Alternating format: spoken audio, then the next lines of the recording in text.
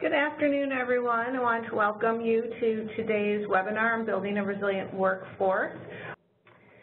I'm Elizabeth Meeker, and I am pleased to be here with my colleagues today, Gwen Olton and Cheryl Martin, who are going to be sharing with us some thoughts on building a resilient workforce.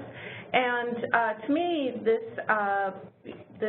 series and this webinar in particular, I think is so important because unless we have a well workforce and thinking about that both physically well and emotionally well workforce, our work is going to be compromised. And so this is, very, very important because we can have evidence-based practices in place, but they're not going to be able to have the full impact unless the people delivering those practices are well in all domains. And so I think we'll be kind of covering kind of both a twofold obligation, and what I mean about that, one is what our agencies are doing, organizations are doing to make sure they're caring for their employees and thinking about the things that they can make sure are in place and the supports, but then also a personal obligation around what can you take responsibility for to build your own resilience and what are the practices that you can engage in.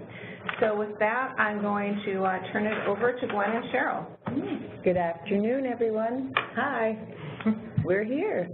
Before we get started, I would just like to say a thank you. I've been out in the community and in other counties lately, and folks in the audience of other trainings have said to me, thank you so much for doing those webinars with Gwen. I think they like you, Gwen. Things are going well with that. So when you do that, we're affirmed and we get some energy and feel, same as everyone else. It gives you that energy and motivation to keep doing it and give you the very best that we can. So, yeah, I'll let you take the lead with this, Gwen. So we're talking today about building a resilient workforce, and as per usual, we kind of want to start out with you. So we have a little opportunity for a chat box question here. We'd be delighted if you'd contribute. So when I think about burnout, stress, and or compassion fatigue, the most important things for me to talk about are, so if you could kind of just complete that sentence, that would help us better understand what would be most important for you to talk about, make sure we're kind of aligned, and maybe, steer whatever we're talking about in the direction that would matter most to you. So when you think about it, Cheryl, what's most important for you? Most important for me is that idea of understanding what I have control over and what I don't, and learning how to put the things that I don't have control over in one space, and in the other space do something about the things I do have control over. And so a lot of that usually is my own internal being that I have some ability to do something about versus all of those folks out there or those things out there. That doesn't mean I'm never doing those things or that I don't have some mission or passion about that, because often there are things that will take time, and if I stay immobile or frozen, feel powerless, that isn't a good feeling. That isn't a good place to be. Right. So I know that over time I can work on those bigger things. I can be part of that solution, but today I can do something about where I am. Yeah. Yeah? That's awesome. Okay. Thank you.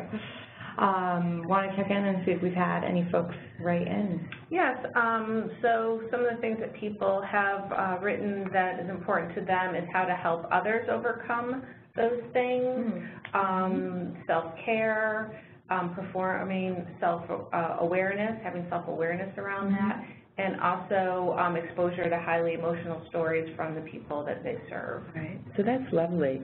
I mean, the self-awareness really fits into what I was just talking about. Taking these things that are happening, understanding what we can do something about, and then doing something about it, that kind of energy of doing that. Whatever works best for us. And everybody's journey will certainly look different. Yeah, definitely. Yeah, so someone also mentioned exposure to highly emotional stories. Yes.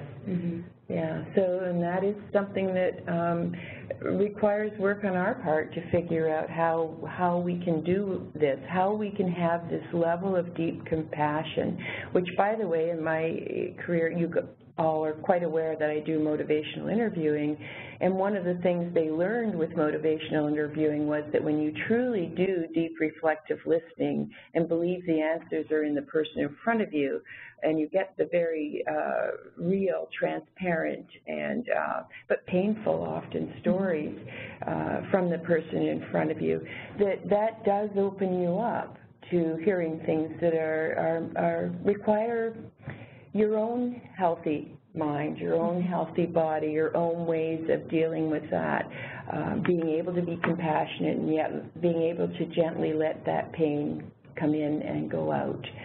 And I think I'm taking this from one of my fellow Minties, so I'm not going to own it, but she talked about the fact that I think the healthy boundaries are a big part of that. You can have compassion, but that doesn't mean you have to do everything that everybody is telling you, or that you don't have things that are more important than other things that you have to prioritize. You'll never meet everybody's need, and probably neither should we. And I think that's a big part of it. The other part of it is that we judge ourselves on outcomes rather than the process. And when we do that, it creates harm for ourselves, because what don't we have control over? We have no control over another human being. And so the outcome will be what the outcome will be. But we do have control over the process. We do have control over our own skills. And building those skills and building our health, doing the things that we know can help support our resilience. And it sounds easy, doesn't it, Gwen? Tell me what it's really like. Yeah, I mean, I really resonate with a lot of what you were saying, and also have found for myself that what was powerful for me in helping to stay in a space of being able to hear other stories when there's a lot of pain or a lot of trauma, and you're really hearing a lot of things that are difficult to hear. You mentioned, you know, staying in that compassionate place allows you to have things come in and go out, and I find that really that breaking down what it means to have things come in was helpful, and that part of that is allowing myself to open to the full emotional experience of sadness around all the pain that's in the world. I'm really reflecting on that a lot this morning. You know, there's been a lot of violent incidents in our country, and I'm certainly feeling kind of heavy about some of it this morning, right? So just allowing myself to have grief for the state of the way that things are, that I find as I do that, right, that I can move into a place of action, but I have to first kind of experience what the pain is. So, yeah, kind of allowing ourselves, you know, I think in human service delivery fields, we're frequently really good at talking about how we use laughter and joking as a coping mechanism, and that it's like this release strategy, and absolutely it is. But we don't give a lot of lip service or credit to the power of tears also being another release valve, and that they are really powerful. It's a powerful way to feel those things and move into a different space.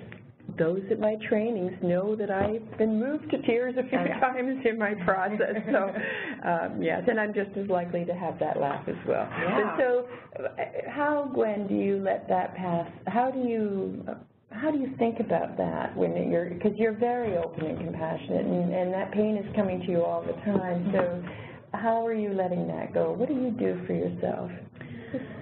Yeah, I think that it probably depends in part on the moment that it occurs, right? Okay. So there are times where you're called to hold space without expressing the emotion in the moment and letting. So maybe you hear a difficult story, and then you know when you get in your car, you're free to cry, right? Or you're free to feel that. So like going back to that space and saying, yeah, like, what was that like for me? How did I cope? What do I want to do going forward?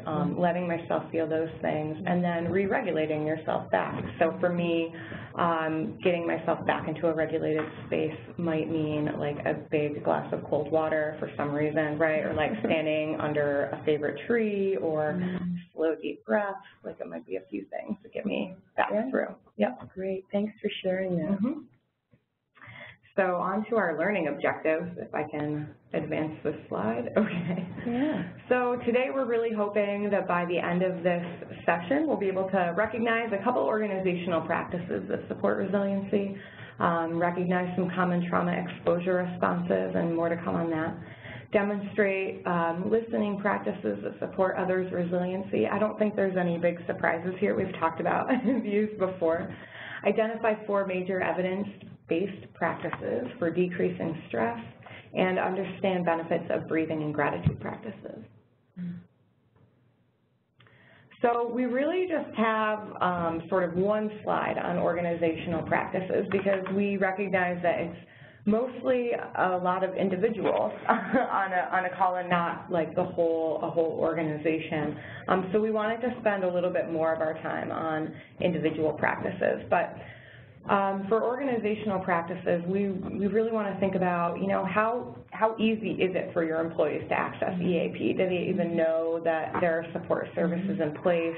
Are they advertised? Are they told at hiring? Are they reminded when difficult things come up? Do we normalize it, or do we say things like, I know it's really tough, there's always EAP, right? Or like, you know, it's saying something that makes it sound like no one uses that. You know, your tone around whether or not you're accessing these can make a big difference. Yeah. So the mechanisms for time off are responsive to need and free of judgment. I think that's, I'm going into that free of judgment and also the encouragement piece you have in the next bullet point. These are the things. If we have EAP practices, but when people use them, folks are talking about, oh, you know, they're using the EAP, whatever, then this isn't really supporting a trauma-informed environment at all. It really is, as everything is the way of doing it, isn't it? It's the way of being. And the transparency, and do we really mean this or not? Right. Yeah.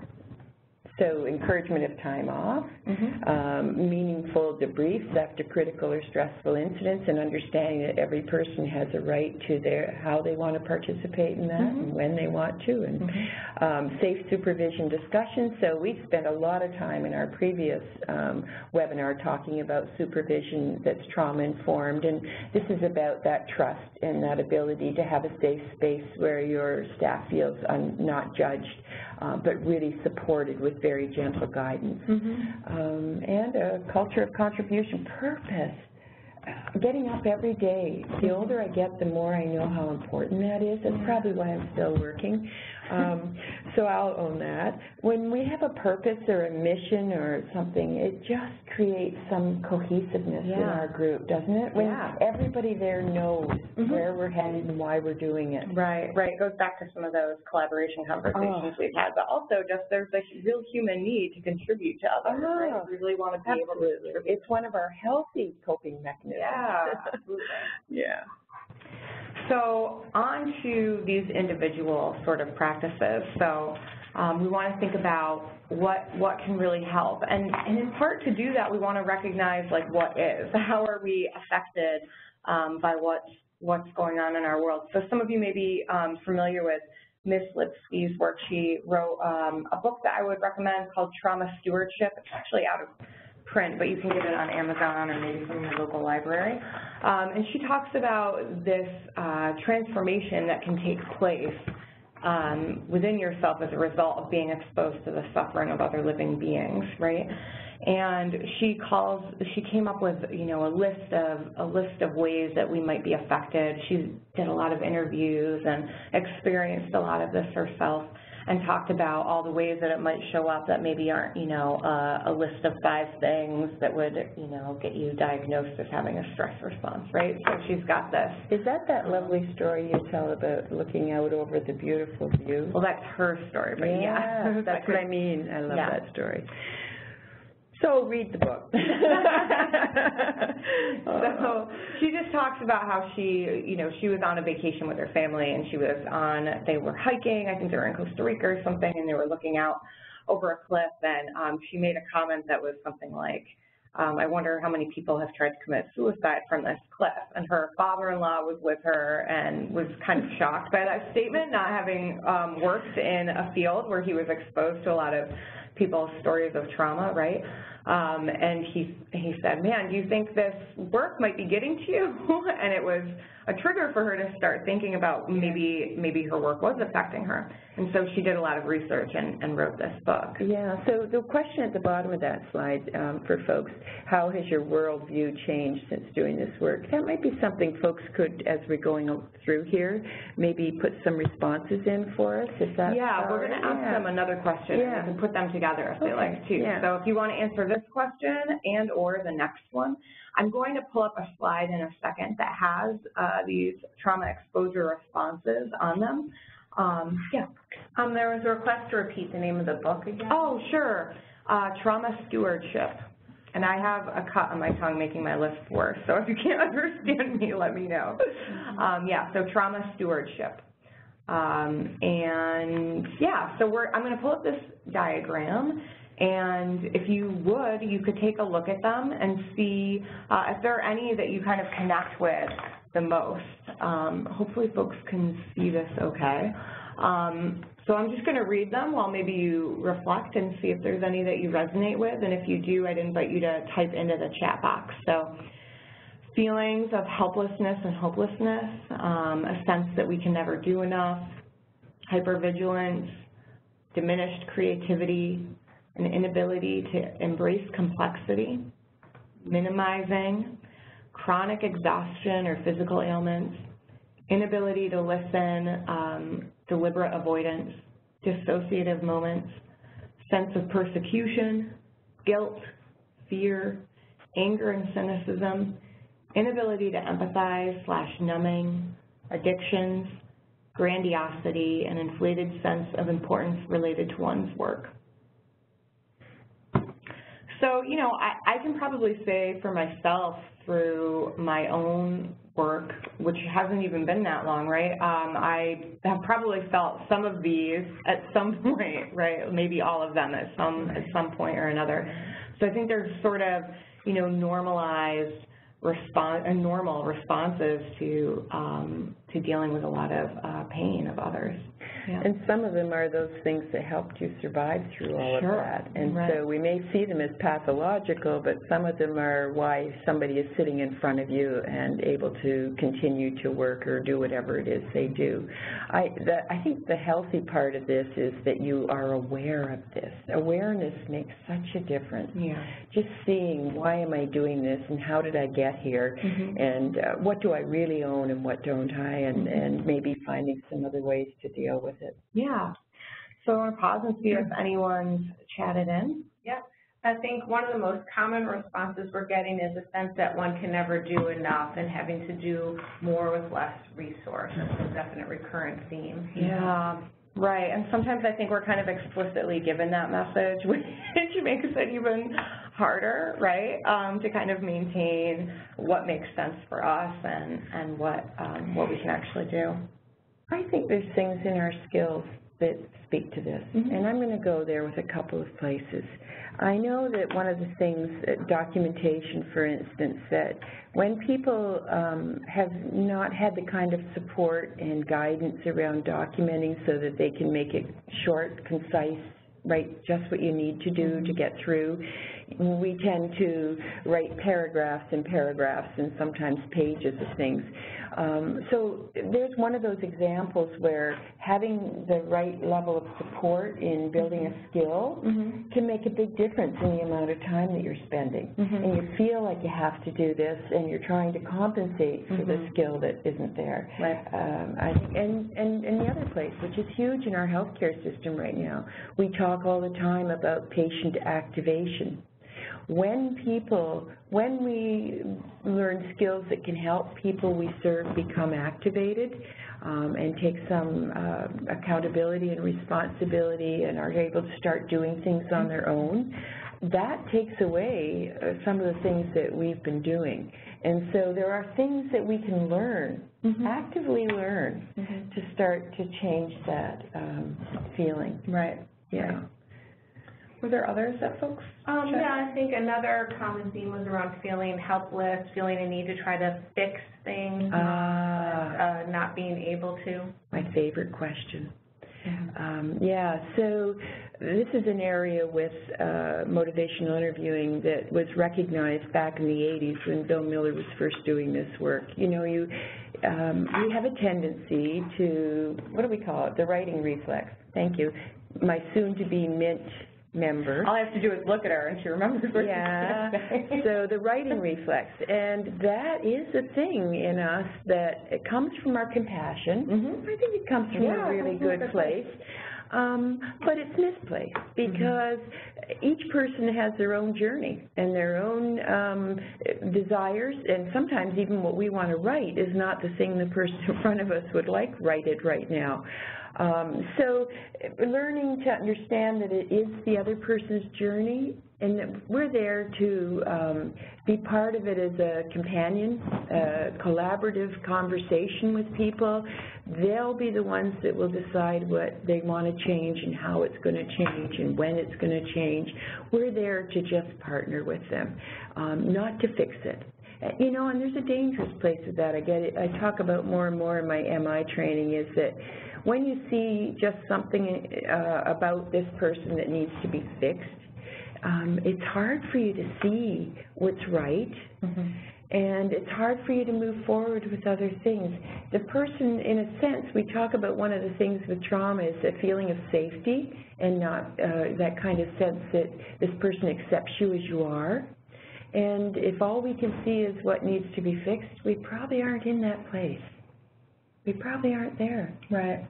I know for myself when hopelessness and helplessness would come up in my work, it's frequently around larger systems and not the individual. And so I think, you know, part of this can be to, you know, staying really busy and feeling like I can never do enough, so I'm just going to work really hard all the time, is this way of sort of avoiding some of the pain that we see and the pain that we're in, right? So I'm really sad and frustrated and upset with the amount of poverty in my community, right? And if I stay really busy and constantly work and feel like I can never do enough and I'll just do, I won't have the time to really, A, feel what's going on and be nourished in my work and be able to keep working. And B, I'll end up with a sense of hopelessness and helplessness because you'll, you know, instead of being able to focus on what you can do, it becomes always a big picture. And I think there's room for real feelings about the big picture. That's the macro. And, right, and also room for the work. Absolutely. Yes, you need energy to do that work, and letting it take over in a way that zaps your energy. Right. Means you do nothing. Okay. So anything else, Elizabeth, that we should respond to? Okay. So we talk a little bit about, you know, there's a number of ways we might try to externally process what's going on. So maybe we recognize that we have this habit of like TV addiction, right, when things are really hard. Maybe, you know, we're always turning on the TV, we always do certain things that maybe we're noticing and we want to change. So what do, right? Like there's a couple of ways that we normally might externally process some of our stress. So it might be connecting with a spiritual practice, and that's anything that you're connecting with that you would call bigger than yourself. So it doesn't have to be a religious organization, although it can be, right? So hiking, volunteering, prayer, meditation, these are all examples for folks.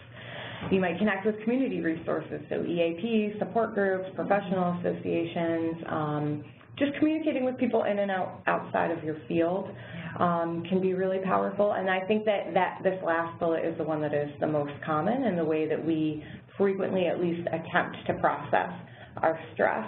And this is one that I have a lot of energy around because I think that we could be more powerful with and for each other than we often are. Because we have, when someone is venting to us and when we feel a strong desire to vent to someone else, we have a real opportunity to be helpful, to meaningfully contribute, right? So I know, I know, for example, exactly who to talk to when I'm really upset if I want to get more angry, and who to talk with if I would like to have some relief and if I would like to feel empowered. So you're making a choice. You're making a conscious choice to go to someone who may really deeply listen to you. but not judge you or give you an answer. And you know who those people are. Right. Yeah, wow. Right, but I mean, we have to sort of reflect on our lives and think, okay, when I'm really upset, do I go to some people that really escalate me, or do I go to some people that give me some support? And when I do go to the people that escalate me, what's going on for me that I'm wanting that, right? Yeah. And is there a way that I could choose something else? What would it mean to choose something else? Yeah. So I wanted, we wanted to take a look at some of these communication practices that can help de-escalate and help put us into a place of empowerment, empowering ourselves, helping to restore others' powers. And again, these are things that we've touched on before, right? So a number, yes. Yeah. So if you're listening, if you are on the receiving end of someone's bad day, right? So they're wanting to talk with you about like this stressful work environment. Having this reflective, empathic listening, seeking to understand and not problem solve, right? Yes, so avoiding the fixing reflex. Right. Yes. So I like to flesh this out a little bit too when it's okay to ask questions in reflective listening, but be really mindful of what your questions are seeking. Are you trying to understand, or are you trying to give them tips? Right? So if Cheryl tells me that she got a flat tire on her way to work, and she made it to work, and she worked it out herself, a clarifying question might be something like, oh, where did you get the flat tire? What road were you on? Or how did you feel? How did you get through it? A problem-solving kind of question might be, oh, did you try this tire place? What did you do when you changed your tire? Did you get out your tire iron? Did you have someone help you? Okay, you've lost me now. Let me tell you 5 different ways that you should have changed your tire. Yeah. Right. So we only want to offer advice or information when it's requested or we have permission to do it. My favorite quote that Cheryl got from somewhere, but I had gotten from Cheryl in my first training with her was that unsolicited advice is junk mail. I absolutely believe that is true. It just goes in one ear and out the other. And worse than that, it can kind of damage the relationship, right? It does. Yeah. Absolutely. Yeah, and also avoiding minimizing phrases when we're listening. Oh, yeah. Like at least. Like at least. Yeah. Yeah. Yeah. Absolutely. So here's the speaking part of it that we were just talking about. If you're looking to find a place where you can process this and find some peace in all of this, whatever it is that's gone on, seeking curious listeners. We know who the people are in our life. That must be why I come to you in the morning when I walk in the door, right? We know who the people are in our life who will listen to us, not judge us, will help us find the solutions that we already have in our own head, but we just haven't coalesced this and put it into something that we can do. So when highly emotional, allow time. And, this is something I've started to think about in a lot of different ways. It's interesting that we're here in this space because when people say to me often, well, when you're doing motivational interviewing, how do you move from the sustained talk to the change talk? And how do you not have them feel like you didn't hear them? There is a difference between someone who's had a crisis today and they're really in it. They haven't even processed it the first time for themselves. I'm going to spend most of my time in that listening mode. I'm not going to be worrying about moving it into change or, diminishing sustained talk. That I need to be there as a listener, just to be there for the person, not a problem solver, just a listener. A lot of the people we serve that bring stories to us have been telling that same story for 20 years, and it's not a first time. And when it's something that somebody is telling over and over again, there's an opportunity there to acknowledge you've heard it and to be seeking to move it in a different place. After all, the person has suffered with this story for 20 years and deserves someone working with them in a way that can help them process it and move on to something else. And that's a time when I would very actively be looking at letting them know I hear the pain of this, actively moving towards something different. I think that's a fair way of looking at it. Yeah, for sure. Yeah, because it is different. It is really different. And be clear about what you're wanting from them. So it would be helpful when you get in those conversations. Say, I don't need an answer to this.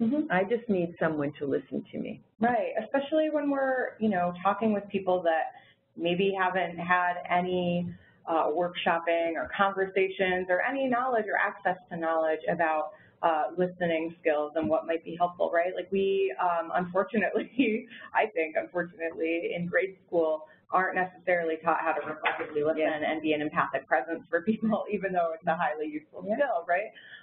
So for me, this last bullet is really about taking responsibility for what we are needing, even, if I'm talking with someone, if I'm talking with Cheryl, she might default to listening and empathy and moving me to change. I might actually really be seeking advice. So I would have to be clear with her, like, actually, I'm wondering if you have some tips or advice for me, because I'm just really, I don't know where to go on this particular issue, and I think you probably have some tips, right? So just taking responsibility for what it is that we're wanting. And we might not know going in. That's okay.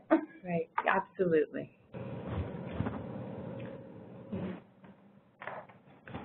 So there it is, reflective listening, deep reflective listening, I like to say, a way of listening where the listener seeks only to understand the person and offers that understanding back to check for accuracy. So it is person-centered, certainly it is about trying to understand their dilemma. It's something that we, in MI, we do this in a way that we have come into the session with an uncluttered mind. That's what I'm going to take the words right out of Bill Miller's mouth. That when we have a lot of clutter up there about what has to happen in this session or this conversation, it's hard for us to really listen to what the person in front of us is saying. So getting that uncluttered mind, just really listening, trying to understand the dilemma they're in, and being there for them as a sounding board. A way of being with someone that shows presence and intent to understand, and as you note here, all kinds of body language that we can do, the head nods, just the way our face looks. Am I paying attention to you? And if we weren't looking at the screen and the words, I'd pay attention to you with, but I do have to look at them once in a while. And I've had folks say that to me actually in demonstration around this, the intensity of that. It is intense. You are there with the person. Your head is not somewhere else. Yeah.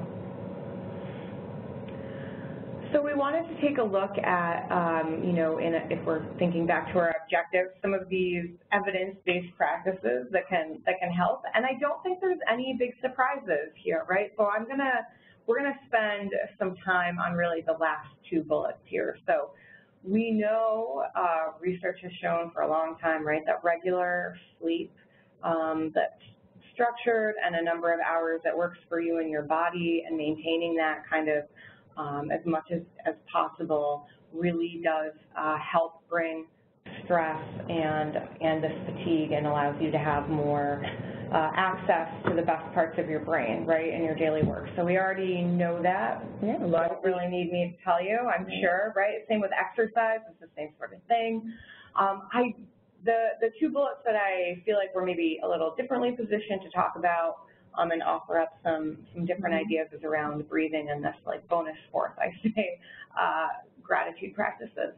So we'll launch in. So why breathing? I like to think about breathing as like the best life hack ever, because it does so many powerful things, and it's something we do all the time without having to think about it, thank goodness.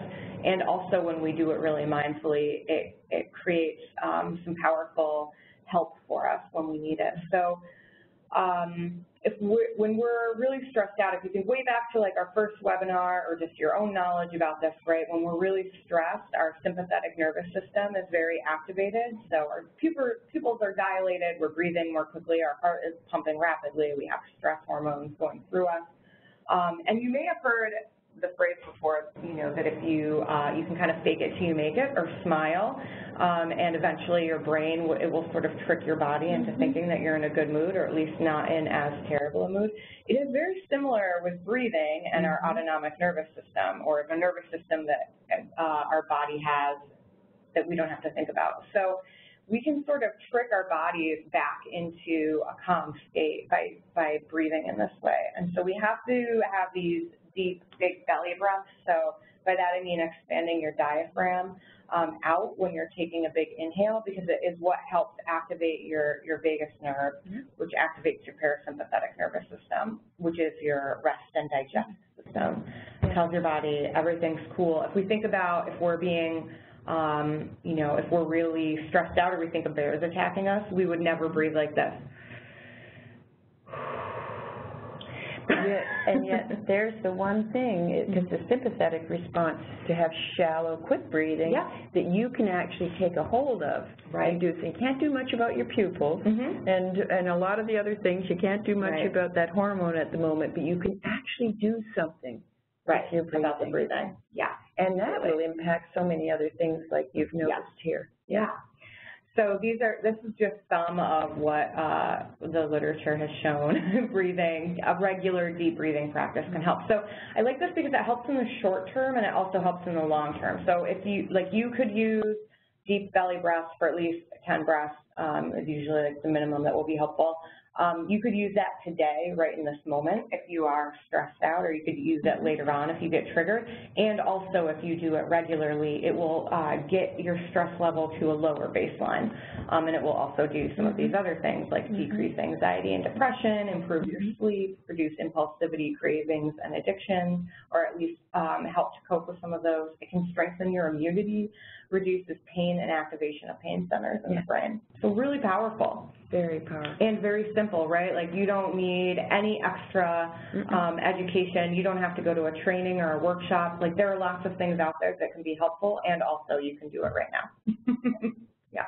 You don't need your yoga outfit on, right? You don't. Don't need anything like that. So the next practice, this gratitude practice, I like to start with this quote because it's my personal reminder to myself from this man, David Steindl-Rast, who is quite old. I think he's actually in his early 90s, but he's been writing about gratitude for a long time. And he wrote, "I cannot be grateful for everything that happens to me, but I can be grateful in every moment." And so I like this orientation to gratitude because I think when, at least initially, you might hear gratitude, you should be grateful as this, should of something that we should do, and I automatically don't like it, right? Or I think about all the hard things that we have to go through during our day, or all the hard things that are happening in our world. And it can feel like a trite practice to be grateful. And so I want to orient gratitude in this different way. And so this orientation is really about, you don't have to be grateful, right?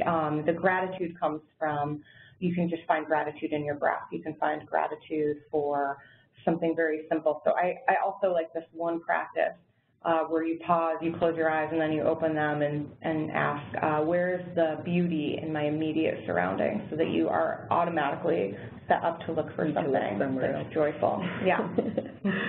So, wow. There was something you were going to say. And I don't remember what it was, but it was lovely what you just said. This is it. It did come back into my brain.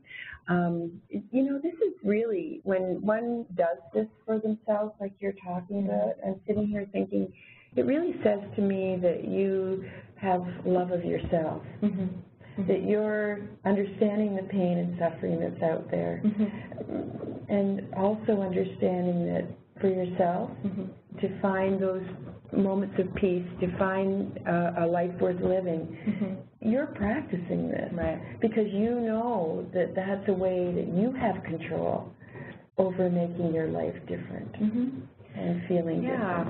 And I think just like breathing, this is like you can do it in the moment and have it in the moment be very helpful, and it can also, if you have it as a daily or however often practice, a regular practice, it can be really powerful. It showed some of the research with depression, it's having a very large impact on people. So same sorts of things, we actually see very similar responses to regular gratitude practice. So you can have a decreased experience of pain, improved sleep, increased empathy, increased helpfulness, because part of that comes from research around people being grateful specifically for things that other people have done for them. And it can be as simple as like when you're eating your meal, you become grateful for all the people and all the hands that have touched your food as it came to your plate, right? So finding a way to kind of expand out your knowledge of everyone that's impacting your life. And increased immune health. So we're not going to do this practice in a moment, but I wanted to just offer, this is a gratitude practice that you can do.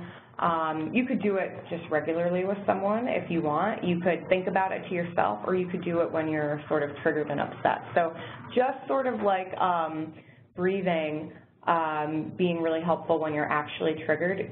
Gratitude can be too. I would offer this experiment. I actually really love when I remember to do this experiment when I'm upset about something, but to spend 2 minutes finding things that I have a sense of gratitude for. Sometimes all I can find is my breath, right? Like I'm grateful for my breath, and that's about as far as I'm willing to take it, right? But there usually you can find more than that. But and if you can talk to someone about it, it's actually even more powerful. And then checking in with yourself again at the end of the 2 minutes to see if you're still as triggered. It's almost it's pretty challenging to stay that triggered once you've done this. So you could have a couple prompts, something that you talk about, a place that was magical to me as a child was, someone who helped me believe in myself is or was, and then the listener, you just ask them to kind of be an empathic presence, listen. They could answer questions at the end. It's a fun practice if then they also get to speak. And then you can learn a little bit about each other too. You know, we don't often talk about magical places when we were children together, so it's a cool opportunity.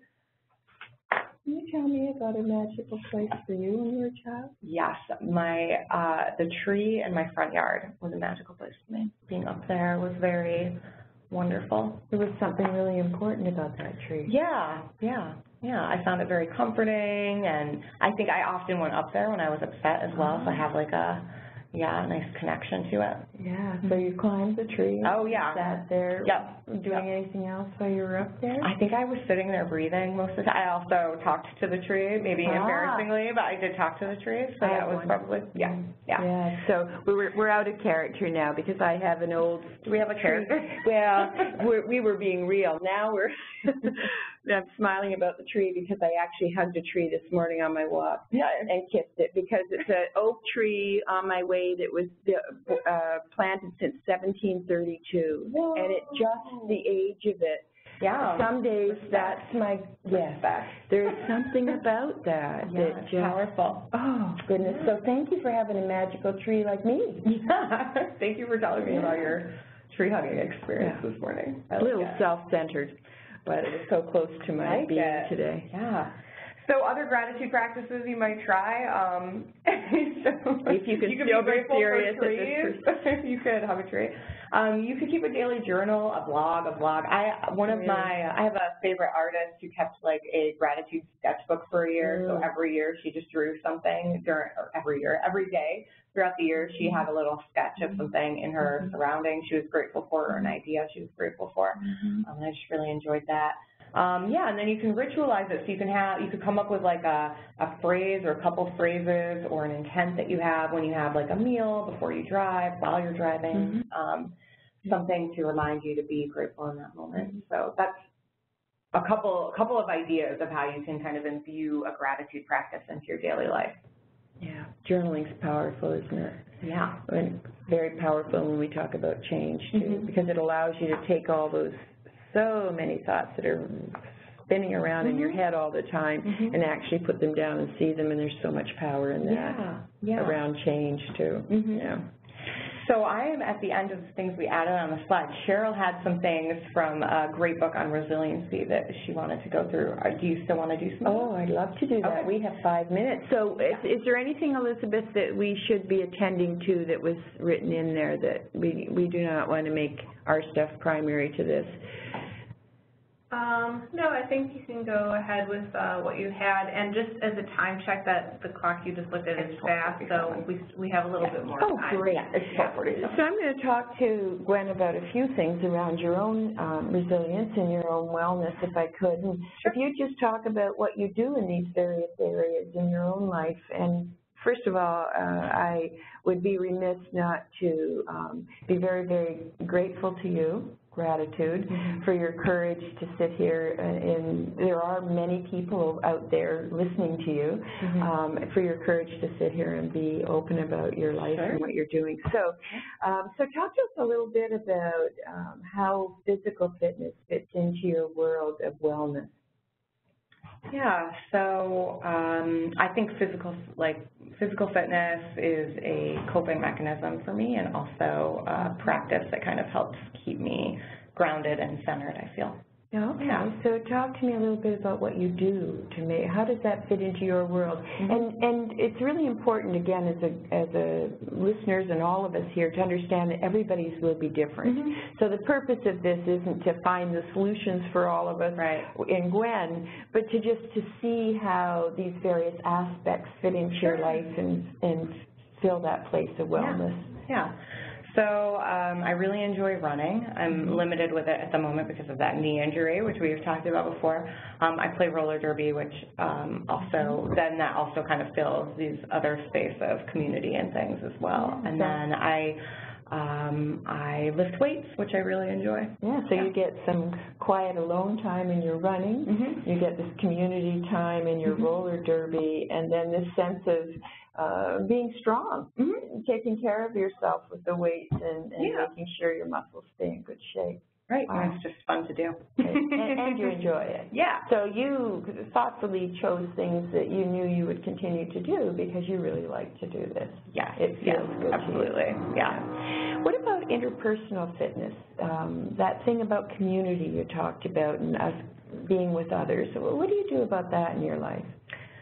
Yeah, so I do have, some community with roller derby, although it's more of like a fun kind of atmosphere. I don't necessarily use that community if I'm like stressed or struggling with something. So I have people that I have regular meetings with people that we offer each other support, so that's been really important to me. Wow. So you've chosen some folks that you can really feel that space of being listened to and that you will listen to them. Yeah, absolutely. Yeah. And that's done what for your life and your relationships? What has that done for you?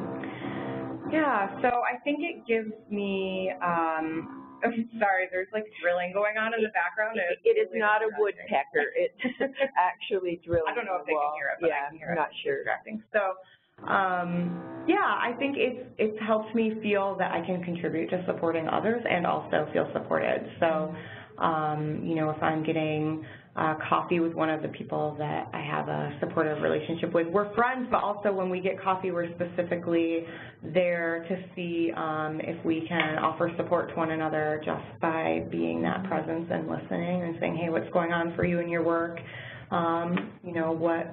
Is there anything I can do to support you? But usually it's just we want to listen to each other. And it's nourishing. I feel I feel better equipped to go into doing the work that I want to do. Yeah, great. Yeah. What about emotional fitness? What do you think you're doing around that?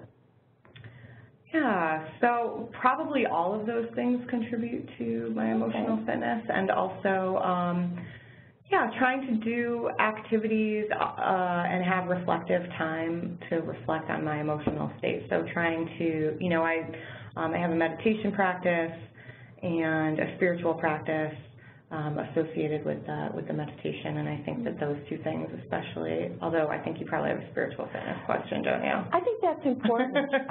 So thank you for doing that, because we can see the overlap, can't we? Yeah. It's kind of like we talked about those 5 principles of trauma-informed or trauma-responsive care. They don't really sit by themselves. Right. They sit as an overlap of when you do this will also be supported in that, and that's what you're telling us about this. Because you had mentioned that your activity, in a way, is your emotional fitness, too, that it does things for your brain that helps put you in a different space with that. Your being with others is an emotional fitness. And so we have already let folks know that there are some external noises. They are not woodpeckers, but it is some work that's being done. Yeah, we wouldn't mind that. We do love those. So how about your thinking fitness? This is probably an interesting place to go. There are things about our thinking that can really impact our emotional and spiritual wellness. So I'm interested in that. Yeah, so I think for me, part of it is being very intentional about the kinds of things that I let in my life, right? So I keep up to date with the news, but I'm very careful about how I do that. You know, I try to choose alternative news media sources that are not only telling stories of violence, but are also telling lots of stories of like resilience and hope, so that's one way. I try to spend a lot of time learning about, like continuing to learn about the things that I'm passionate about. Take a lot of like classes on my own and do that sort of thing to continually growing. Yeah. And there's that satisfaction in that, and finding things fitting together differently than I thought they did. And here, look at this! Right. Wow. Yeah. You sound very grateful for all of that. Oh, I am. I'm super privileged to be able to do that. Yeah. And I think we talked about spiritual in a sense. And if there's anything else you wanted to share about that, by all means, please do. Otherwise, we can also look at the behavioral things. So we've talked about some of them, too. Are there any other behavioral things that really help you stay fit? That's a bit of a difficult question. Yeah, I think trying to bring self-awareness to, you know, wherever I'm at as often as I can remember it to do it. You know, I think sometimes when we're trying to build a new habit or just building a habit that will be good. When I'm triggered, when I'm having a tough day, really checking in and trying to notice what's going on for me and what would actually be helpful and, you know, life-sustaining and life-giving for me in this moment. Yeah. Well, thank you very much, Gwen. Thanks for asking. Lovely to talk about. Yeah, fun to hear. So we have these key points that we wanted to close with, just that, you know, there are these practices that we can do that can help support our resiliency. We can help support each other's resiliency, and there are evidence-based practices. If you're super into evidence, you probably know some of your practices that are helpful already, right? Yeah. That we can kind of take charge of some of those and gather our support. So want to open it up for questions. I don't know if folks have had any. I think they probably would have felt free to chime in at this. Just going back to the resilience piece for a moment, I think, if I may do that. Yeah. You know, this is that locus of control piece of it that Bandura talked about, a lot of different people have talked about. All of that out there, I have no control over.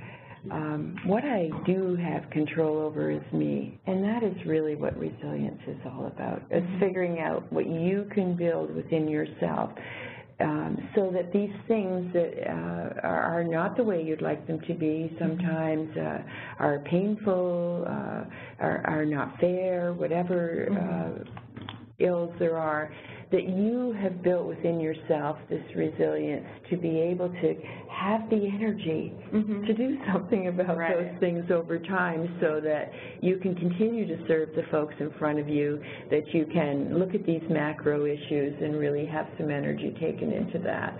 So I like the serenity prayer, right? Yeah, the wisdom to know the difference between what you have control over and what you don't, and doing something with the things you do. And that's what resilience is all about. Yeah. So I think for the first time in these 5 series, we're actually ending without frantically trying to rush to the end. So I just want to give a plug for our last webinar. If you're interested, we have another piece on resiliency, a little bit more focused on the resiliency and fostering resiliency in the people that we serve. And that'll be October 26th, same time, same place. Yeah, and I just have one request. Since we're kind of pulling this all together at the end, it's really important to Gwen and I that we know that if we've missed something that you really cared about, that you contact us and let us know, and we'll bring that into the last session. So we have our email addresses on here, I believe, somewhere, so let's go to that. And there they are. We really want to meet your needs, and we know that you've been answering and giving us some things, but if there's some overall thing that you would like to see happen or that you've pulled together from hearing the first, I think, 5, right? Please send that along to us, because we will bring that as part of what we do in the last session, because we really want to pull it together. Yeah. And just before we close out, I just want to share with both of you that there's been several people who have expressed their thanks and appreciation to you and to the information that you shared today. So I just wanted to convey that gratitude. Oh, nice.